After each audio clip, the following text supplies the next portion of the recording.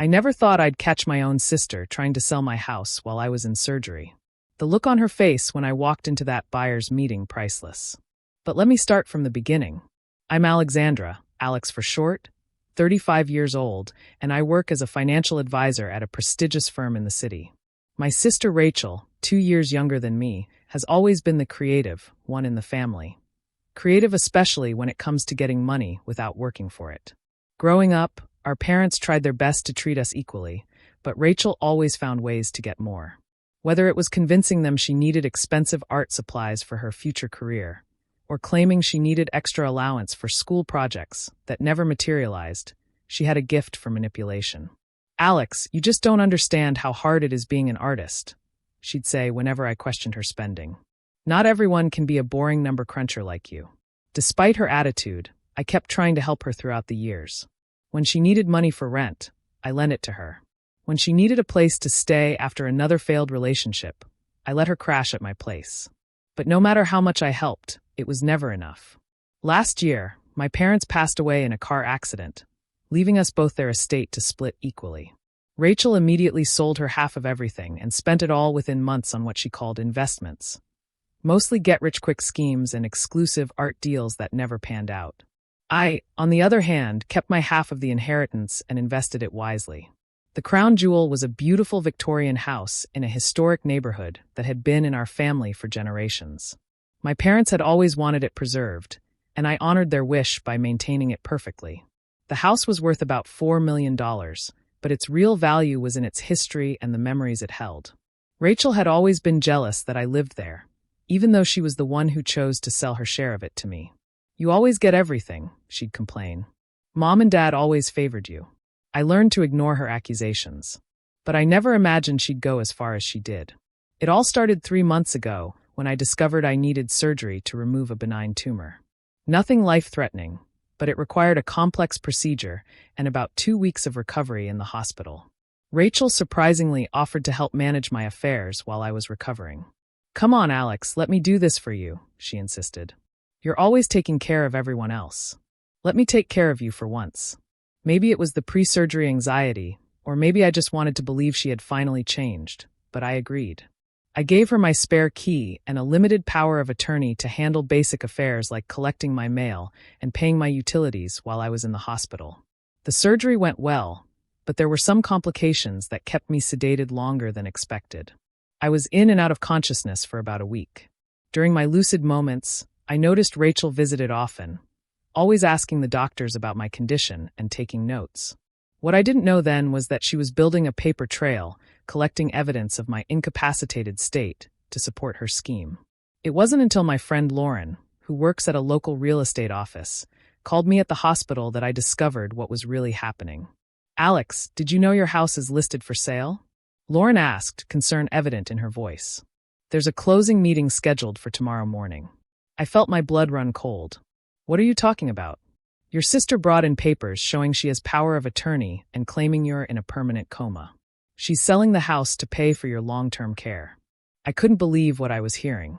The limited power of attorney I'd given Rachel was only for basic affairs, not for selling property. But somehow she'd managed to forge or modify the documents.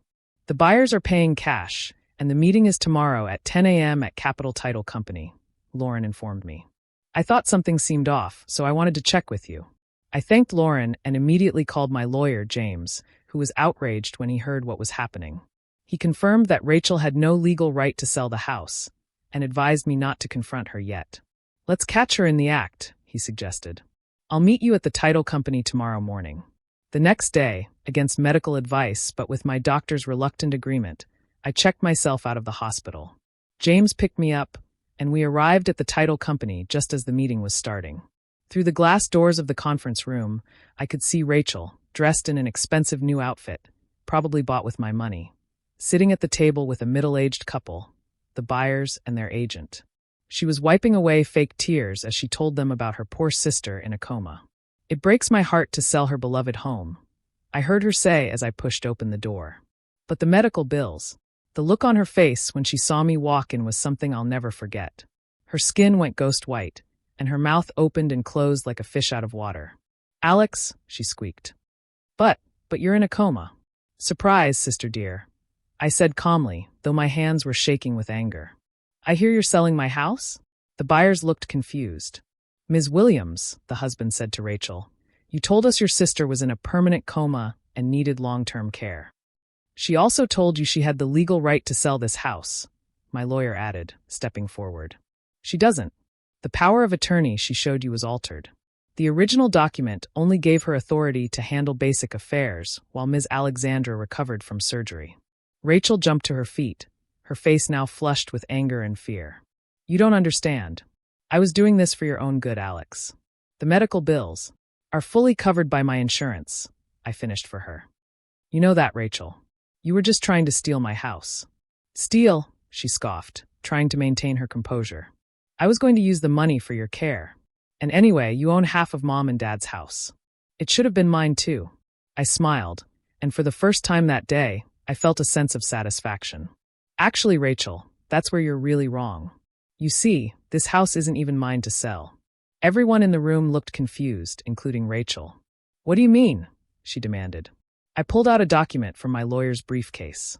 3 months ago, I donated the house to the Historical Society, with the condition that I can live in it for the rest of my life. It can never be sold. It's going to be preserved as a historical site and eventually turned into a museum, just like Mom and Dad always wanted.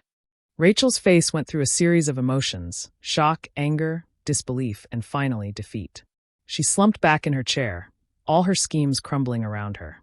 The buyers, clearly uncomfortable, quickly gathered their things and left, apologizing for the confusion. The title company representative was already on the phone with the police. You tricked me, Rachel whispered. No, Rachel. You tried to trick everyone here. You tried to steal a house that wasn't even mine anymore. You committed fraud, and you're going to have to face the consequences. The police arrived shortly after, and Rachel was arrested for fraud and attempting to sell property under false pretenses. As they led her away, she turned to me one last time. I'm your sister. How can you do this to me? You stopped being my sister the moment you tried to take advantage of my surgery to steal from me. I replied, feeling a mixture of sadness and resolution. The aftermath was difficult but necessary. Rachel was convicted of fraud and sentenced to 3 years in prison. She also had to pay significant fines and restitution. More importantly, she lost all credibility in our social circle and the art community she had tried so hard to impress. I received many calls from relatives and friends, some expressing shock at Rachel's actions, others admitting they'd seen signs of her deceptive behavior before but hadn't wanted to get involved. The house remained safe, protected by its new status as a historical property. I continued living there, appreciating its beauty and history even more after almost losing it. The Historical Society began organizing occasional tours of the ground floor, sharing the house's rich history with the public, just as my parents had always dreamed. As for Rachel, I haven't spoken to her since that day at the title company. Sometimes I receive letters from her in prison, alternating between apologies and accusations, but I don't respond. Some betrayals cut too deep to forgive. The experience taught me a valuable lesson about trust and family. Blood relation doesn't guarantee loyalty, and sometimes the people closest to us can be the ones who hurt us the most. But it also showed me the importance of protecting what matters, not just physical property, but principles and memories too. Now, when I walk through the halls of my historic home, I feel not just the presence of my parents and the generations before them, but also a sense of victory. This house, with its rich history and cherished memories, will be preserved for future generations to appreciate, protected from those who would sacrifice its legacy for their own gain. And as for my sister? Well, she learned the hard way that some things are worth more than money, and that karma has a way of catching up with those who try to profit from others' misfortune. The house still stands proud, a testament to family heritage and the triumph of right over wrong. And every time I pass by the plaque installed by the Historical Society, declaring this property protected for future generations, I smile, knowing that some things are beyond the reach of greed and deception. My parents would be proud, not of how things turned out with Rachel, but of how their beloved home will continue to stand as a monument to our family's history, preserved for generations to come. Sometimes, the best revenge isn't confrontation or punishment, but ensuring that what matters most remains protected and cherished, just as it should be.